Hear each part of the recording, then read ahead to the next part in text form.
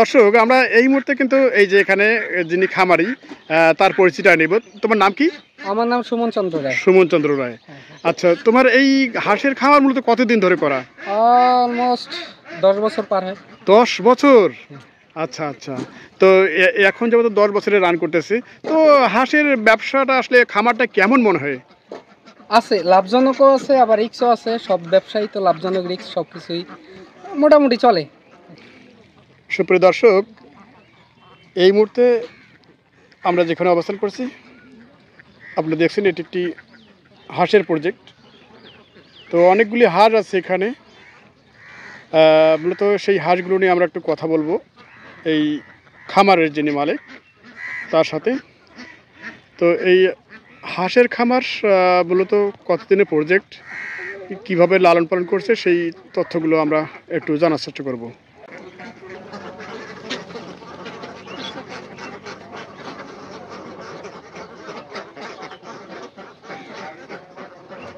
দর্শক, আমরা এই মুহূর্তে কিন্তু এই যে এখানে যিনি খামারি তার পরিচয়টা নিব। তোমার নাম কি?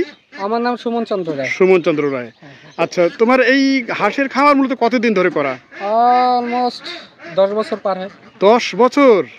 আচ্ছা আচ্ছা। তো এখন যেহেতু 10 বছরে রান করতেছি, তো হাঁসের ব্যবসাটা আসলে খামারটা কেমন মনে হয়? আছে, লাভজনকও আছে আবার রিস্কও আছে। সব ব্যবসায়ী তো লাভজনক রিস্ক সব কিছুই মোটামুটি চলে কি। একটা বাসায় কইরা বাসার লোক দিয়ে মোটামুটি ভালোই। আচ্ছা, যাই হোক, এখন যে হাঁসগুলো দেখছি আমরা তোমার হাতে এই যে দেখছি, তো আসলে এগুলোর বয়সটা কতদিন? এগুলার বয়স হচ্ছে 4 মাস। 4 মাস? 4 মাস। সে সময় কি সকল এই যেগুলো দেখছি আমরা এগুলো সকলে একসঙ্গে মানে বাচ্চা নিয়ে আসা? হ্যাঁ হ্যাঁ, সব একসাথে। একসাথে? আচ্ছা, মূলত 4 মাসে রান করতেছে। আচ্ছা, এগুলো কতদিন পর পর সেল দেওয়া হয়? এগুলা তো আমরা আসলে ডিমের জন্য হাঁস করি। ও, ডিমের জন্য? ডিমের জন্য হাঁস করি। এই হাঁস নিছি 2 বছর বয়স পর্যন্ত পুষবো।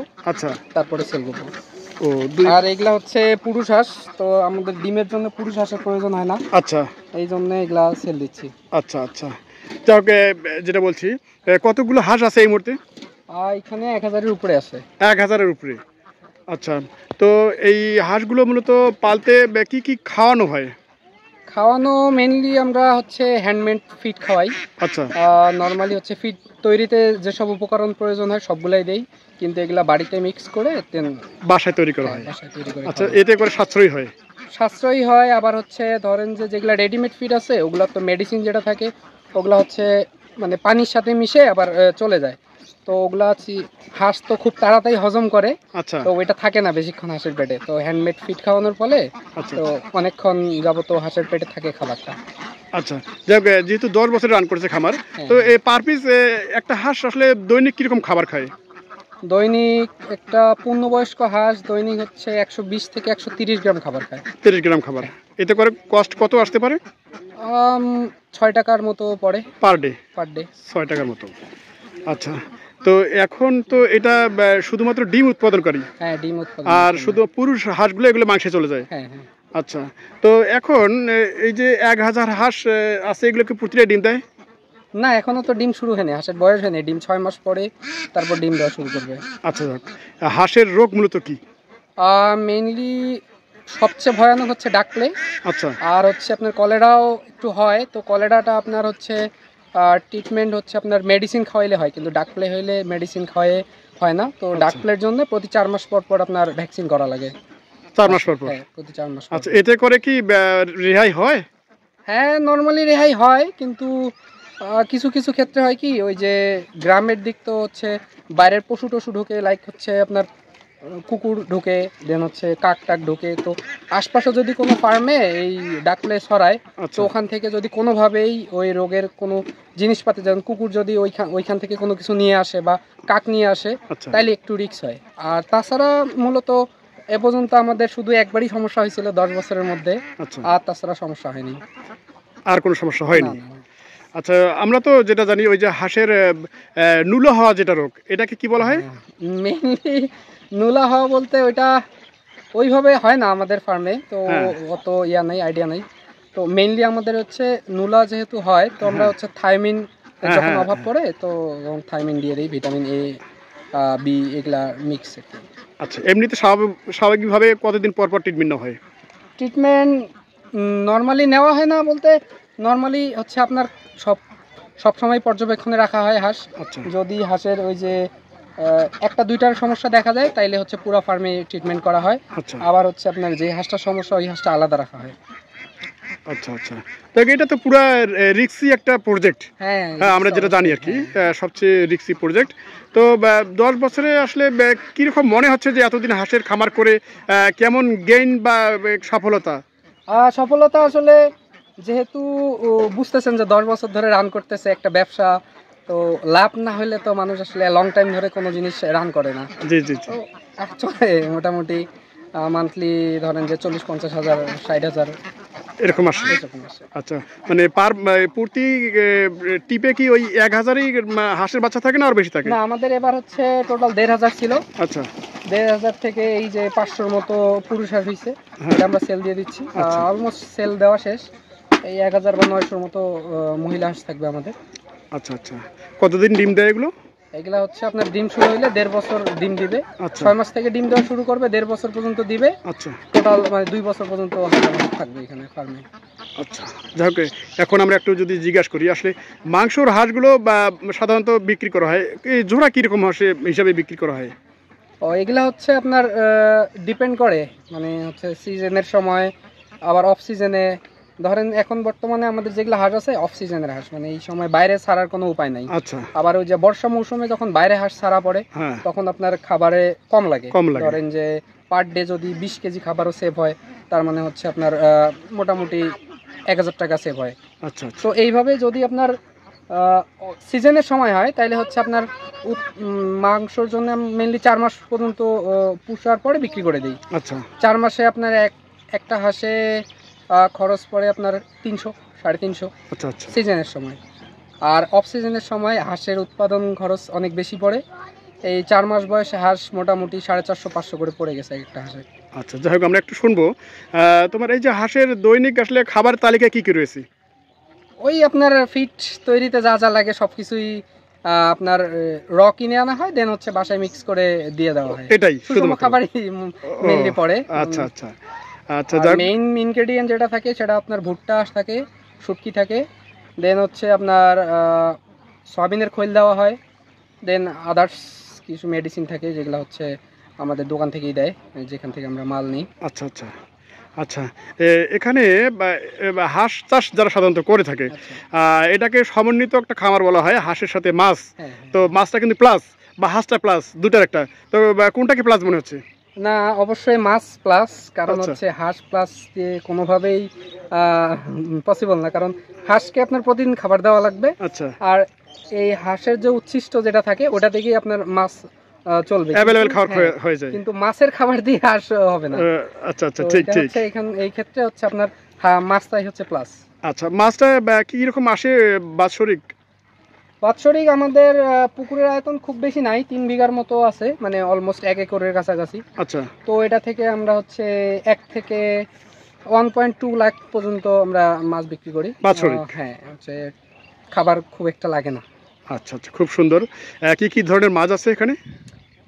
সাধারণত আমরা মিশ্র চাষই করি, আচ্ছা। সব ধরনের মাছ আছে, কারণ সাধারণত যারা মাছ চাষ করে তারা তো জানে যে বিভিন্ন স্তরে খাবার থাকে। তো তো একদম নিচু স্তর থেকে উপরে স্তর পর্যন্ত সব ধরনের খাবার খাওয়ার জন্য সব ধরনের মাছ আছে। আচ্ছা, যাই হোক, এখন আমরা অনেক কথা শুনলাম। তো এখন তোমার একটু পরিচয়টা আমরা শুনবো। আমি হচ্ছে সুমন চন্দ্র রায়। আমি হচ্ছে ইস্ট ওয়েস্ট ইউনিভার্সিটি থেকে গ্রাজুয়েশন কমপ্লিট করছি ফার্মেসির উপরে। দেন আসি আমি বাসায়, মেনলি বাবা আর মা এনারাই প্রজেক্টে থাকে, আমি হচ্ছে মাঝে মাঝে আসি যখন সময় পাই। এখন বর্তমানে আমি ছুটিতে আছি। ও, তো এইখানে আছি। ও আচ্ছা, আচ্ছা, ছুটির সময় বাসায় আসা হয়? হ্যাঁ হ্যাঁ, তো পুরা সময় এখানেই দেওয়া হয়। ছুটির সময় যখন আসি তখন বাবা মা থাকে না, তখন আমি আর কি ফার্ম দেখাশোনা করি। আচ্ছা, আচ্ছা, অনেক সুন্দর, তোমার কথা শুনলে খুব ভালো লাগলো। আসলে আমরা এরকমই চাই যে আসলে প্রতিটা মানুষে যারা বেকার আছে আর কি, এরকম কিছু খামার প্রজেক্ট করে স্বাবলম্বী হওয়ার এরকম যেন সুযোগ থাকে বা করার আগ্রহী যদি হয়। যেমন তোমার চোখে আর কি, এই যে খামার করতেছো, আসলে কেমন মনে হচ্ছে এটা বেকারদের জন্য? বেকারদের জন্য একটা খুব ভালো উপায়। ধরেন যে আমাদের দেশে তো জবের যা অবস্থা, হ্যাঁ, আর বর্তমানে ইয়ং জেনারেশন ঝুঁকতেছে একদম আপনার গভর্নমেন্ট জবের প্রতি। তো এটা আসলে খুবই মানে একটা সিটের পিছনে অনেকজন পরীক্ষার্থী থাকে। তো আমি বলবো যে যেহেতু দীর্ঘ অভিজ্ঞতা, তো মানে ছোটো মোটো ফার্ম করে হচ্ছে আপনার হাঁসের করেন, মাছের করেন, আপনার হচ্ছে ছাগল দেন, এগুলাই হচ্ছে আপনার ক্ষুদ্র ক্ষুদ্র উদ্যোক্তা থেকে আপনি ভালো একটা পজিশনে যাইতে পারবেন। আপনার হচ্ছে চাকরির পিছনে আর দৌড়ানো লাগবে না। জি জি, অনেক সুন্দর, অনেক সুন্দর। নর্মালি হচ্ছে এখানে আমাদের প্রতিদিন একটা লোকের 3 ঘন্টার মতো সময় লাগে। আচ্ছা, 3 ঘন্টা সময় হলে আপনার 1000 হাঁস মোটামুটি মেনটেন করা যায় 3 ঘন্টার মধ্যে? 3 ঘন্টার মধ্যে, বেশি সময় লাগে না। আচ্ছা, অনেক সুন্দর, তোমার কথা অনেক ভালো লাগলো।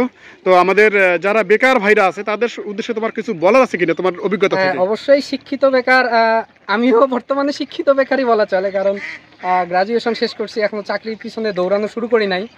তো ওই শিক্ষিত বেকারত্বের যে একটা ধারণা, এটা হচ্ছে আমার মধ্যেও আসা শুরু করছে যে বেকার বেকার আছি। তো ওই তাদের উদ্দেশ্যে বলা আর কি, আপনারা চাইলে হচ্ছে নিজের বাসার আশপাশে যদি ছোট জমি থাকে তাহলে হাঁস বা মাছ সাথে হচ্ছে মুরগির ফার্মও করতে পারেন। এটা হচ্ছে আপনার দীর্ঘমেয়াদী একটা প্রকল্প হতে পারে আপনাদের জন্য।